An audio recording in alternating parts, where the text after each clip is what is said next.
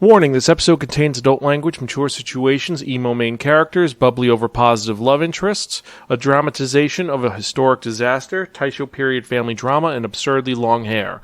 Remember to like, share, and subscribe. Listener discretion is advised. Episode 458, Taisho Otome Fairy Tale. Hello and welcome to another episode of the Spiraken Manga Reviews, some podcasts and reviews about connectly enhanced narratives. I'm your host Zan, saying konnichiwa, aloha, bonjour, and what's up? Hope all of you are doing well out there and hope things are going good for you.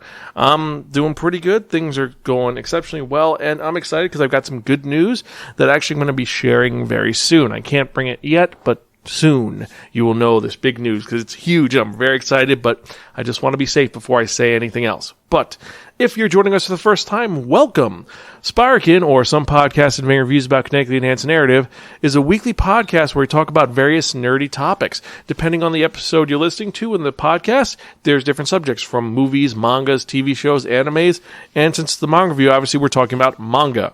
I tell you the art style is, the overarching plot, the characters, the production quality, and most importantly, if it's worth investing your time in or not. You don't have to agree with anything that I and my co-hosts say, but we try to be educational, enlightening, exciting, and most importantly, entertaining. You can check out any of our earlier episodes at www.spiraken.com. We're also on Facebook, Twitter, Instagram, Spotify, YouTube, Stitcher, and various other social media sites. And if you enjoy what you hear, support our Patreon to help us create more fun content for you to enjoy. Each tier has different rewards, and you're guaranteed things like free episodes and tons of behind-the-scenes content. So check that out. And if you have any questions or comments or concerns, you can email me personally at Zan, that's Xan at Spiraken.com, tweet me at Spiraken, or if you go to our Apple Podcast site, you can leave a comment and let me know how I'm doing. So I think that's all the things that I need to talk about. So let's get to it because I'm here to talk about manga and recommend it to you, and that's what I'm going to do. So if you remember the last episode of the Spiraken Manga Review, I spun that one, that only, the Wheel of Manga. And it dictated on to be there reviewing a manga that was written by Sana Kirioka and published by Shueisha. It's released in Jump Square magazine, and its imprint is Jump Square SQ. It's a shonen series. Its original run was July 4th, 2015 to September 4th, 2017. There are 5 volumes, and there are 2 sequel series. One of them is taking place 10 years after the series is done, and the other one takes place further past that. And the manga we're talking about is a historical romance that is known as Taisho Otome Otogebanashi, or Taisho Otome Fairy Tale. So this is a historical manga which takes place in the 10th year of the Taisho era, which is late 1921. And our main character, Tamahiko Shima, is the second son of the wealthy Shima family, but his life has been turned upside down after he was involved in a car crash that claimed the life of his mother, and more importantly than that, he's lost the use of his dominant arm. Now he's seen kind of worthless by his calculating father, who gives a run for the money as worst manga dad ever. Like, I think he's a little bit better than Gendo Ikari, but not by much, so he's a piece of garbage. And because of that, he has decided to say that his son is dead, and because it'd be shameful to the family if they disowned him outright, he instead sends Tamahiko to live in their family villa in the mountains of Chiba, where no one will find him out of public view. And maybe he'll find himself do something, because he's kind of depressed, but whatever. So, Tamahiko, being exiled from his family and living alone in a huge, scary villa, he has resigned himself to the idea that he's going to die alone and forgotten, and he's kind of suicidal and depressed.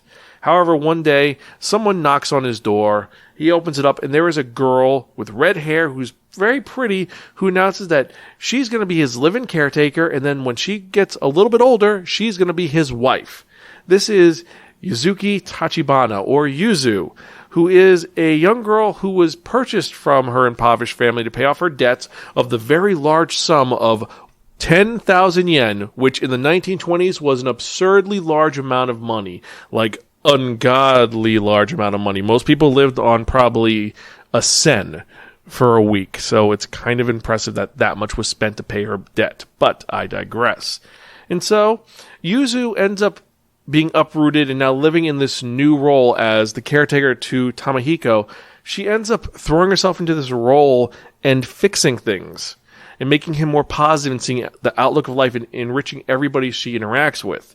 Now, since this does take place in 1921, there's actually a countdown from the first chapter to when the event occurs. Now, what event am I talking about? I'm talking about the Great Kanto Quake.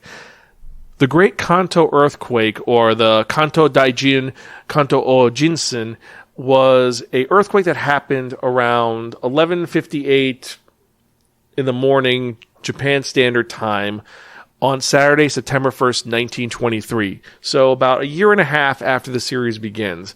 And this earthquake shook the Kanto plain on the main Japanese island of Honshu, which is where this takes place. And it was a magnitude 7.9 earthquake.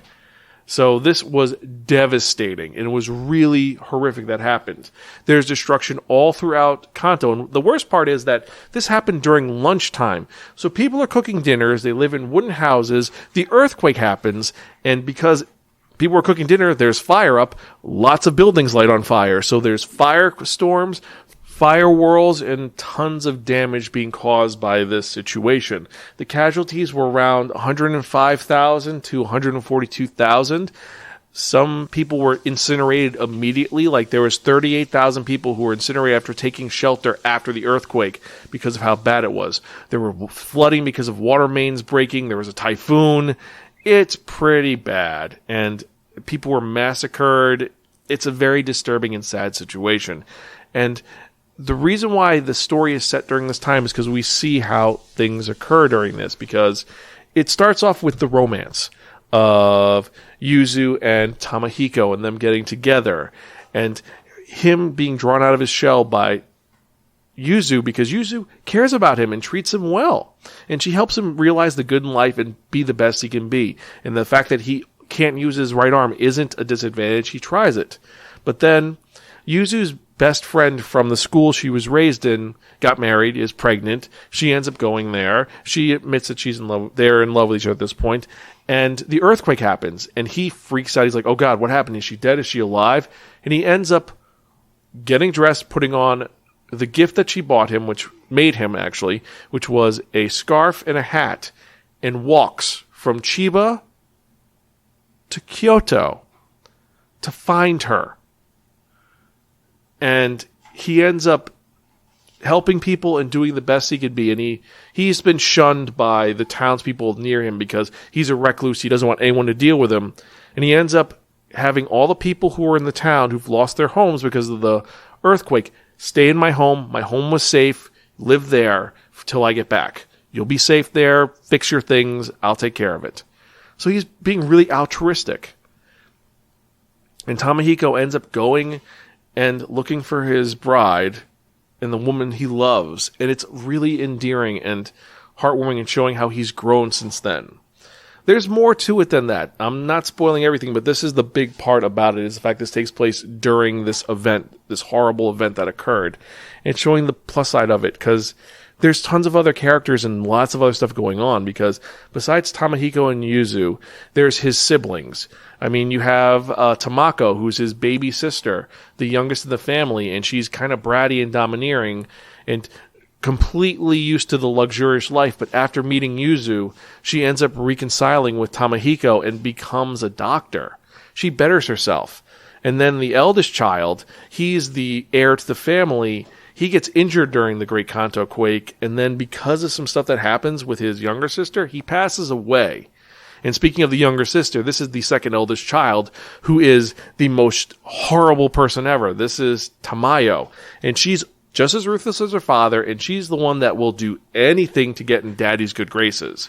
And I mean anything. She just wants nothing but her dad's attention and approval, and she wants to be the head of the family.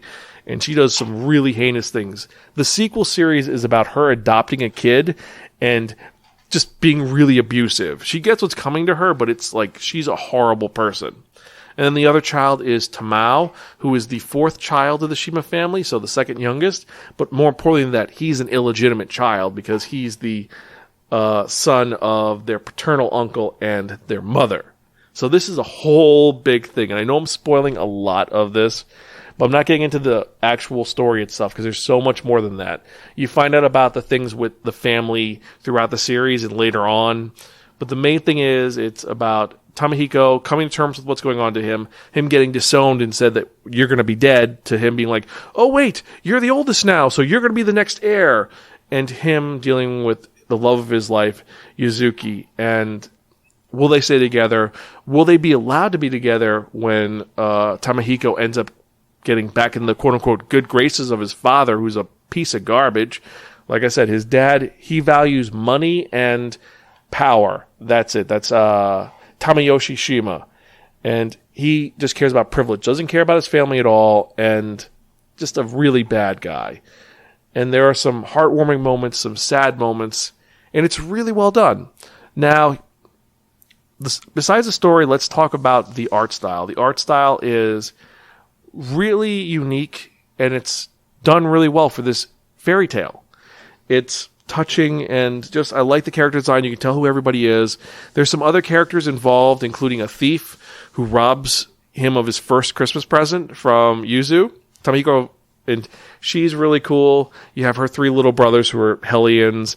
You have this singer who's a modern singer from the 20s who everyone likes. You have her brother who was her partner but isn't. And everyone has a unique design, and the backgrounds are done great. And the sequence during the Kanto earthquake is horrifying and eerily beautiful. Like, the designs are really well done. Some are photorealistic and some just, it's heartbreaking seeing all the things, like seeing everyone in the town square putting signs up. Have you seen this person? Where are they? Let us know if you do this. We're staying at this location. Or if you need to find me, I'm here.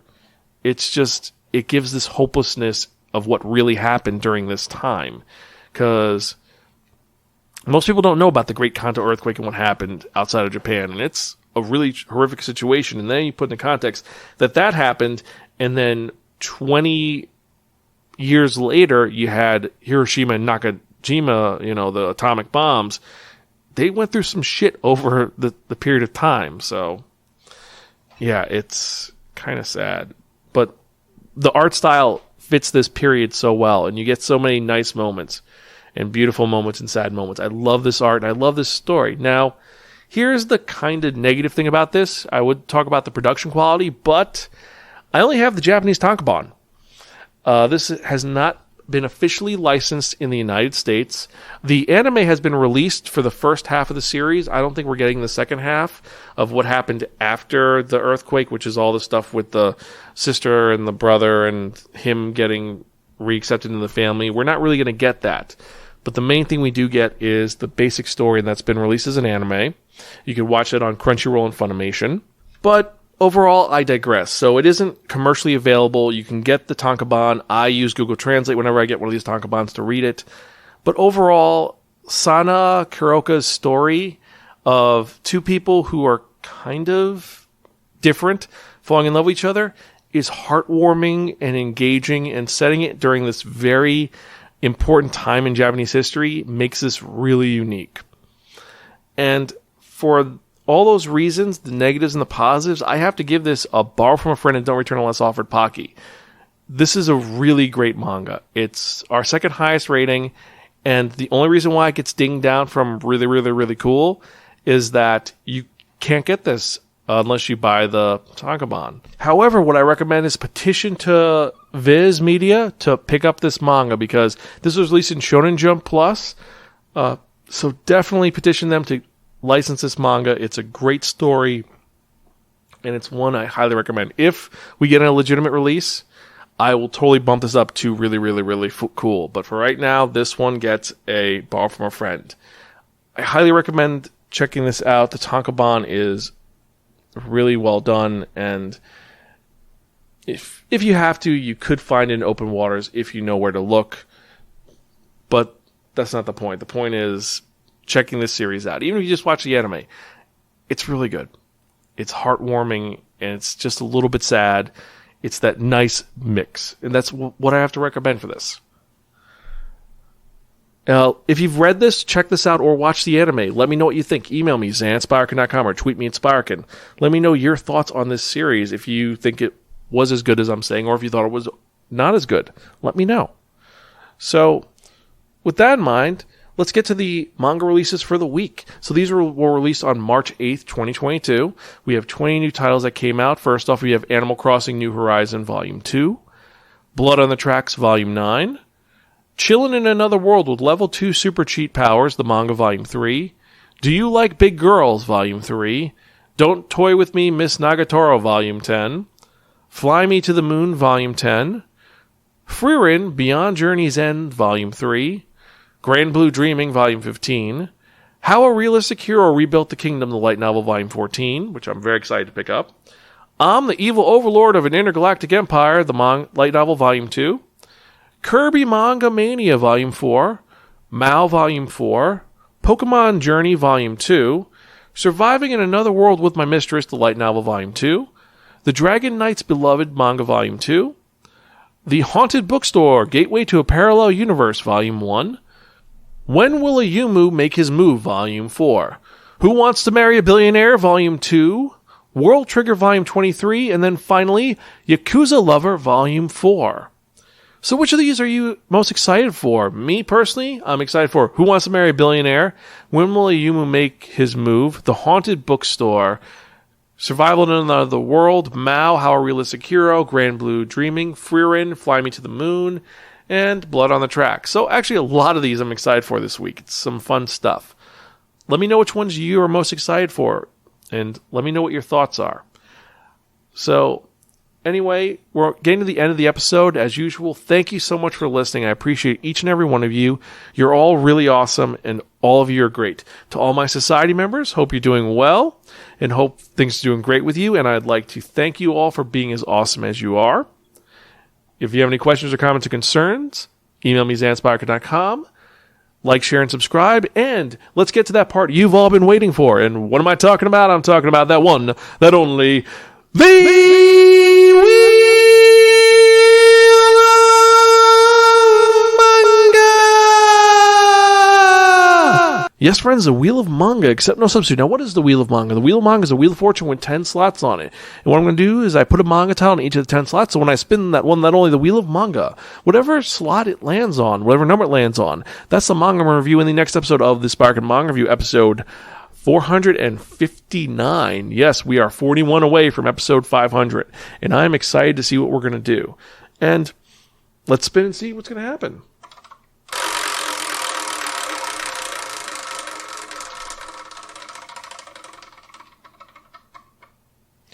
Number 3. So we're going to read an oldie but goldie, one that was released in Animerica Extra. That's where I first found out about this, and it's one which a bunch of companies have enjoyed and tons of people have liked because it's one of those mangas that has stood the test of time for how weird it is. It's a shoujo series involving a girl who wants to be a prince. Yes, we're talking about Revolutionary Girl Utena. Is it good? Is it bad? And is Choo Choo really the greatest mascot ever? Well, I'll tell you my thoughts next week. Again, thank you all for listening. I love doing this and recommending manga to each and every one of you.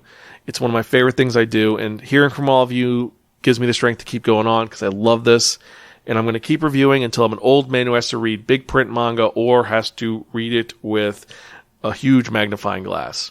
So with that in mind, I am your host, Zan. I'm Gonzville. I'll catch you guys next time, and keep reading manga. See you later.